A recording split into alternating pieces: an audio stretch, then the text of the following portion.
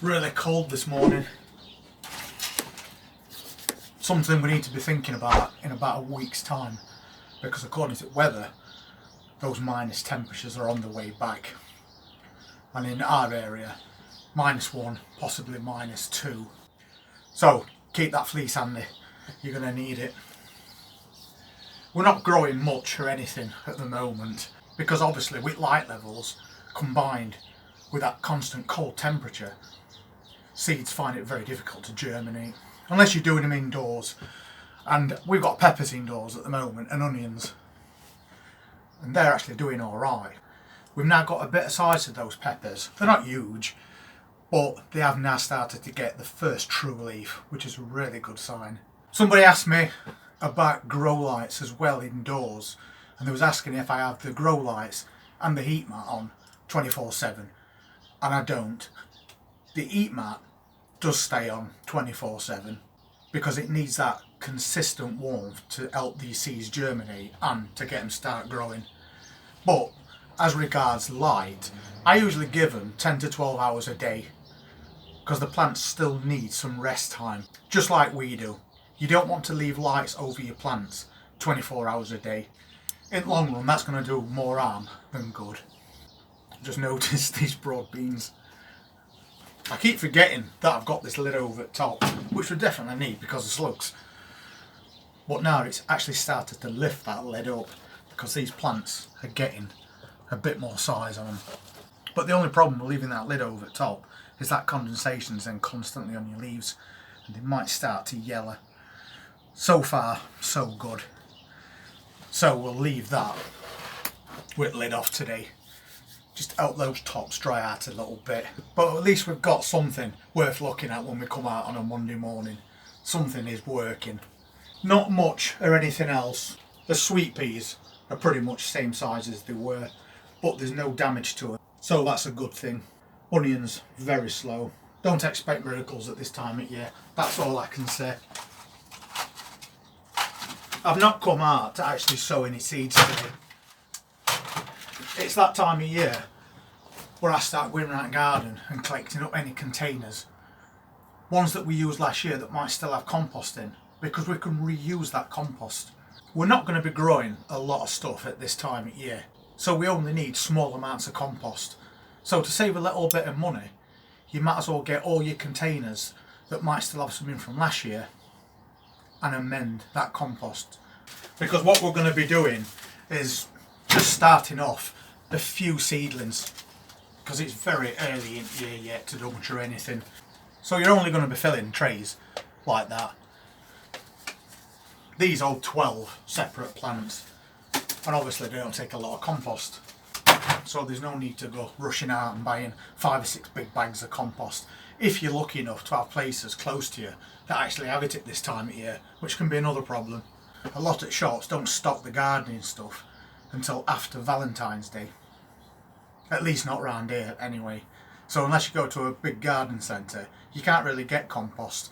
So just to get us started off in early January, it's time to start sieving some compost, adding some fertiliser to it to amend it, and then we've got something to work with over the next couple of weeks, by which time it'll be February and we can start and get some fresh stuff as well.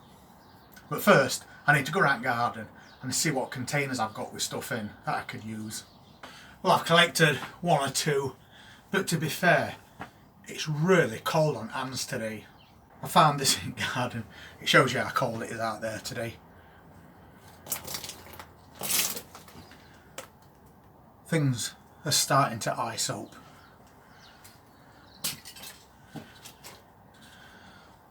And it's not even in minus temperatures at the moment.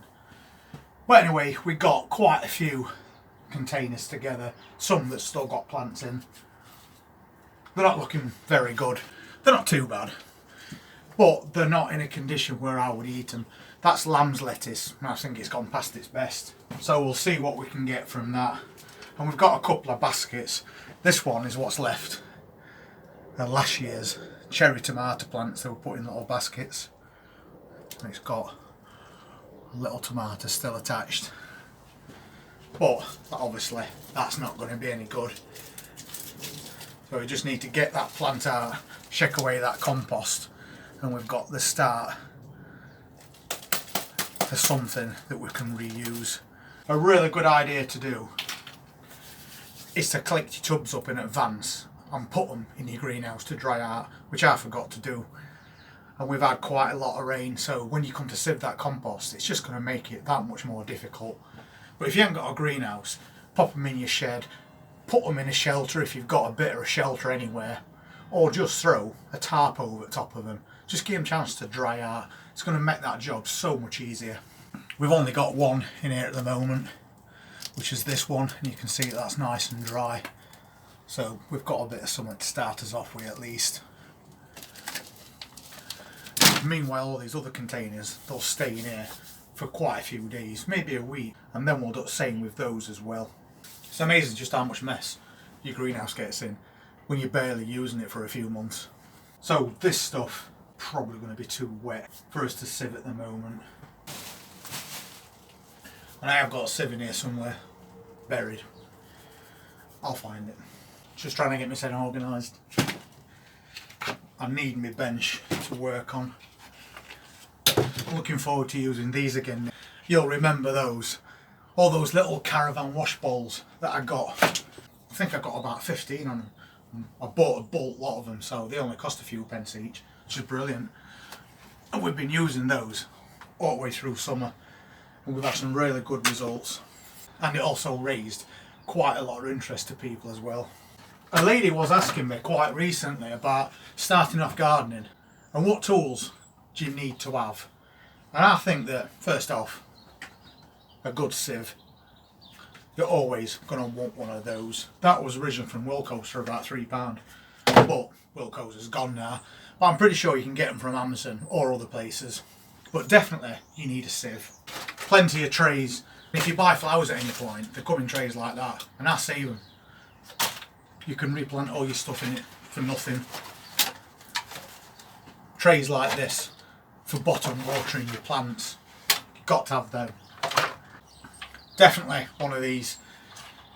These were really cheap in Wilko's when I bought it. It was £7.50, and then when these prices started to increase, they put these up to £15 each, which is ridiculous.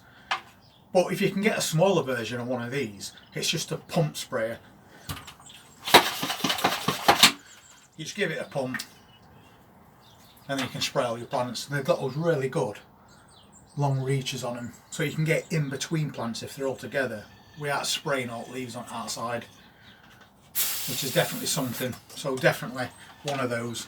And also a little trowel, because you can just pre-make your holes and then push your plants in straight out of a pot without disturbing them too much. And again, they're quite cheap. A decent pair of cutters always comes in handy. A watering can, and if you're doing things outside, obviously a hoe, shovel, a spade and a rake. The basic things that you're going to need. But if you're doing container gardening, you don't need none of those. You just need the things that I've already mentioned. And always make sure you've got a couple of different water bottles as well, so you can put different things in them, like your tomato feed and your Epsom salt that you've diluted, things like that. And then label them, she'll forget. But that's a few things that I find really useful. Well, one good tip is, if you don't want to buy a sieve, then go to your market and see if they've got any of those. Lots of market stalls have these mushroom boxes, and of course they're full of holes. They're perfect. They'll do the same job as that. So if you look at the size of these holes, they're basically the same. So if you're near a market, go and grab one of these, and obviously you can get more in one of these than you can them. So that's always good to know. So basically it's just a case of me doing this now. This long container I've got here holds quite a lot of compost, and it's been used 3 times last year. So now it'll have no nutrients in it whatsoever. But we can soon fix that. Or maybe a little shovel as well, so you don't have to do this. That'll be a good idea.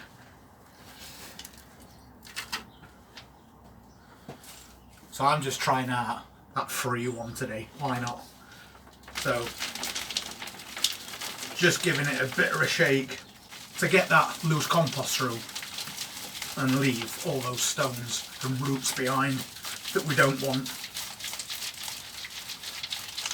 2-second job. And all the weeds are still in there.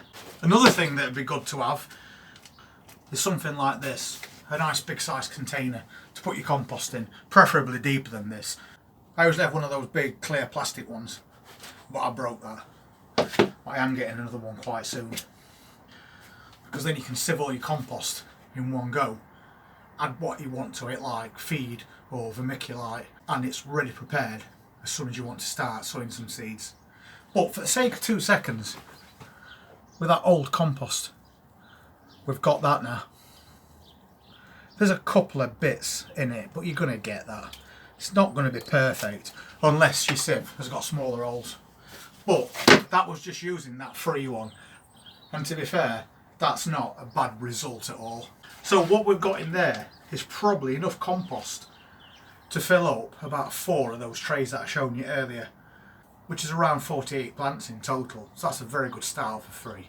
But before we get round to using it, we want to add some feed to it. This has got a bit damp, but we'll soon sort it out.